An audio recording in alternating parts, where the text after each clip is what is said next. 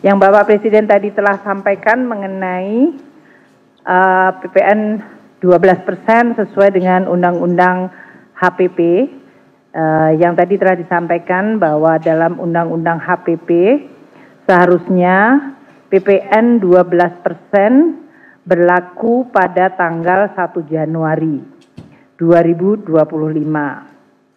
Nah, Bapak Presiden tadi menyampaikan bahwa dengan pertimbangan tadi mengenai kondisi masyarakat, perekonomian, dan untuk menjaga daya beli, dan juga untuk menciptakan keadilan, PPN yang naik dari 11 ke 12% hanya berlaku untuk barang dan jasa mewah yang selama ini sudah terkena PPNBM, yaitu pajak penjualan barang mewah. Nah, itu kategorinya sangat sedikit, limited, yaitu tadi seperti disampaikan, yaitu barang seperti private jet, kapal pesiar, yah dalam hal ini, dan juga rumah yang sangat mewah. Yang nilainya itu sudah diatur di dalam PMK mengenai PPN barang mewah. Nomor 15/2023. PMK 15/2023 mengenai barang-barang yang dikategorikan mewah dan selama ini terkena PPNBM, pajak penjualan barang mewah. Artinya yang disampaikan oleh Bapak Presiden, untuk barang dan jasa lainnya yang selama ini terkena 11% tidak mengalami kenaikan PPN menjadi 12. Jadi tetap 11%. Seluruh barang dan jasa yang selama ini 11% tetap 11%. Tetap 11%, tidak ada kenaikan PPN untuk hampir seluruh barang dan jasa yang selama ini adalah tetap 11%. Barang dan jasa yang selama ini mendapatkan pengecualian, yaitu PPN-nya 0%, yaitu tidak sama sekali membayar PPN, seperti tadi disampaikan, yaitu barang-barang yang berhubungan dengan makanan pokok. Dalam hal ini saya bacakan ya, yaitu beras, jagung, kedelai, buah-buahan, sayur-sayuran, ubi jalar, ubi kayu, gula, ternak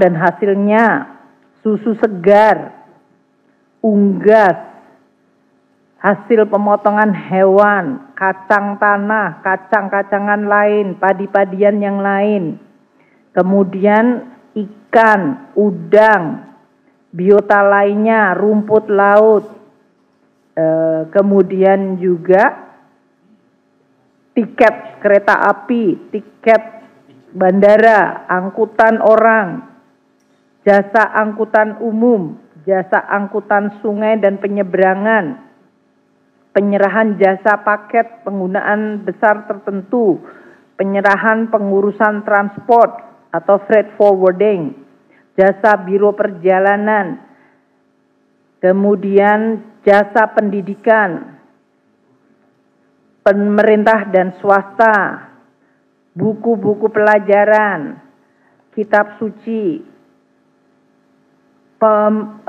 kemudian jasa kesehatan, pelayanan kesehatan medis, pemerintah dan swasta, kemudian jasa keuangan, dana pensiun, jasa keuangan lain seperti pembiayaan, anjak piutang, kartu kredit, asuransi kerugian, asuransi jiwa, reasuransi, semuanya tetap mendapatkan fasilitas PPN 0%, tidak membayar PPN.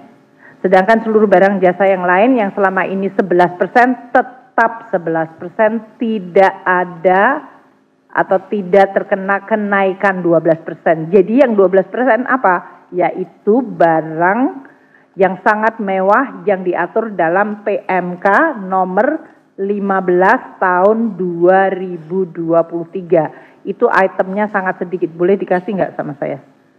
Supaya tidak menimbulkan spekulasi. Tadi kan contohnya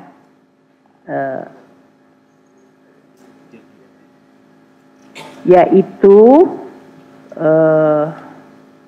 tadi private jet, kemudian yacht atau kapal pesiar, ada di dalam grup ya. Oke, itu PMK ini. Saya sampaikan ya, barang yang terkena PPN 12% adalah lampiran. Ini.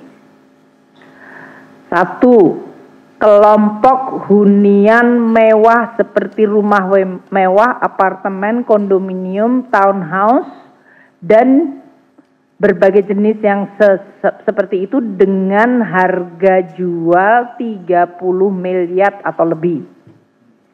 Kedua, balon udara yang dapat dikemudikan, pesawat udara lainnya tanpa tenaga penggerak, peluru senjata api lainnya, kecuali untuk keperluan negara. Kemudian kelompok pesawat udara selain yang dikenakan tarif 40%, yaitu helikopter, pesawat udara, dan kendaraan udara lain. Jadi tadi private jet, dan kelompok senjata api kecuali untuk kepentingan negara. Kemudian kelompok kapal pesiar mewah, kecuali yang untuk angkutan umum, kapal pesiar, kapal ekskursi, yacht, itulah yang kena. Udah, itu saja yang kena 12%. Oh, sama kendaraan bermotor gimana? PPNBM. Dan kendaraan bermotor yang kena PPNBM. Jadi itu saja yang kena 12%. Yang lainnya, Bapak dan Ibu sekalian, yang selama ini sudah 11% tidak ada kenaikan. Jadi mulai sampo, sabun, dan segala macam yang sudah sering di media sosial itu tetap tidak ada kenaikan PPN. Begitu ya? Nanti kami akan segera mengeluarkan PMK untuk mengatur sesuai yang disampaikan oleh Bapak Presiden. Tadi saya juga ingin sampaikan bahwa seluruh stimulus yang selama ini sudah diumumkan akan tetap berlaku. Yang tadi disampaikan oleh Bapak Presiden yang 38 triliun itu adalah hanya stimulus yang memang tambahan, tapi sebetulnya total stimulus adalah 265 triliun yang selama ini sudah kita sampaikan. Jadi yang disampaikan oleh Bapak Presiden tadi, yaitu bantuan pangan beras 2 bulan, Januari Februari, untuk 16 juta penerima, yaitu 10 kg, tetap diberikan. Kemudian pelanggan listrik, dengan daya 2.200 VA atau lebih rendah diberikan diskon 50% selama 2 bulan. Kemudian JKP untuk pekerja yang mengalami PHK mendapatkan kemudahan akses.